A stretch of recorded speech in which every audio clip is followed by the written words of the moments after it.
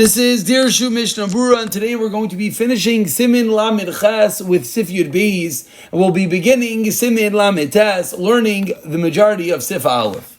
Says the Mechaber in Sif Yud Beis, Hayatzarech leTefilin u'mezuzah. If someone needs Tefilin and mezuzah, is v'in yodem asayis lignois, and he doesn't have the means in order to buy them, shneim, to buy Tefilin and mezuzah, which one comes first? Says the Mechaber, Tefilin kaidmin, Tefilin comes first. Putting this together with Sif Yud Gimel that says Menuda Matzera Asur L'Niach Tefillin, someone who is in Chayrim or someone who has Saras and now let it put on Tefillin.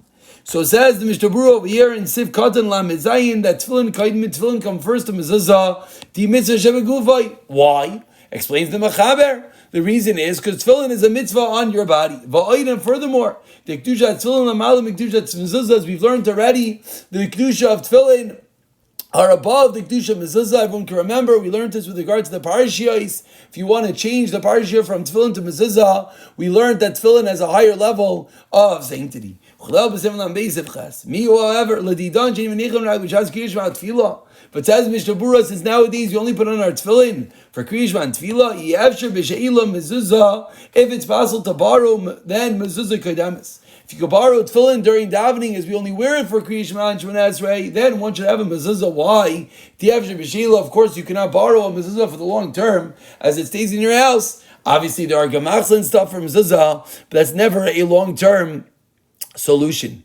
Continues the Mishnah Berurah in Sifkat al-Maches and explaining Sif Yud Gimel Menoda Umetzaira, one who's in Nido Yotzaras Ayim Lech Hamudus B'Shach Yerdei Seven Shalom Dalos of Beis.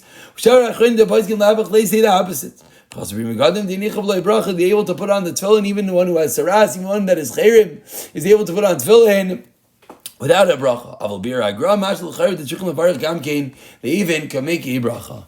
And now we continue with Simin Lamed Tes, titled by the Mechaber, Mi Makshirim Lechtayv Tefillin V'Lichtas Mehem, who is kosher to write the Tefillin and to purchase it from them.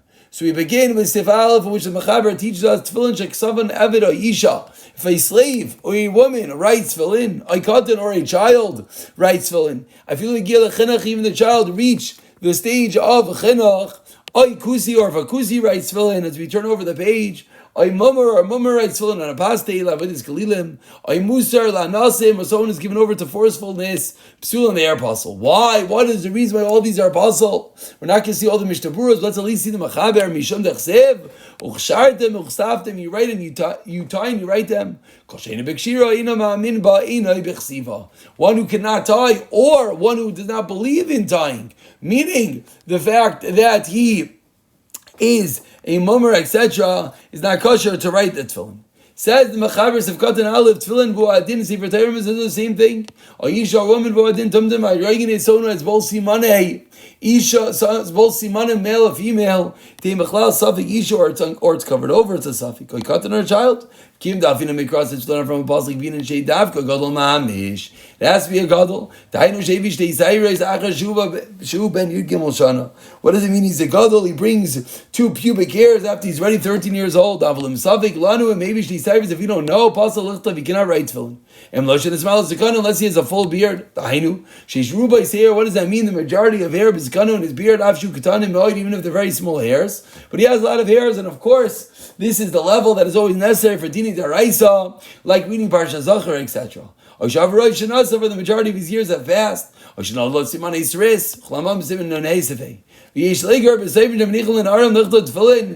scream with the Sefer that they have children that write Tefillin,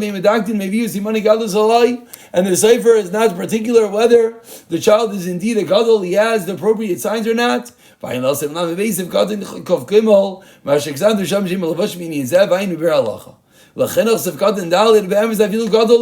a gadol, calls man, even if he's 13 years old, if we don't know that he brought 2 hairs, if we don't know that he has these 2 pubic hairs that deem him a gadol, he's not allowed to write Tefillin. If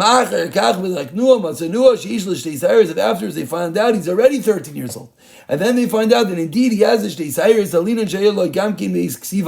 we assume he had them always, even when he wrote prior, which is not true by a child, that the sayres do not help. Because the guy, either way, it's possible. Why? We've seen already, because they do not write lishma. And we're going to stop over here. And we'll pick up tomorrow, in which the Mishnah Berurah is going to continue explaining what is the paslos of a mumra lavidis kalilim, and the reason being, as we've seen at the end of the Mechaber, because all of these people are not bechlal kshira, they don't believe in the ksiva and the writing, and therefore they are apostle. We'll pick up from there in the next year. B'siyata d'shmaya.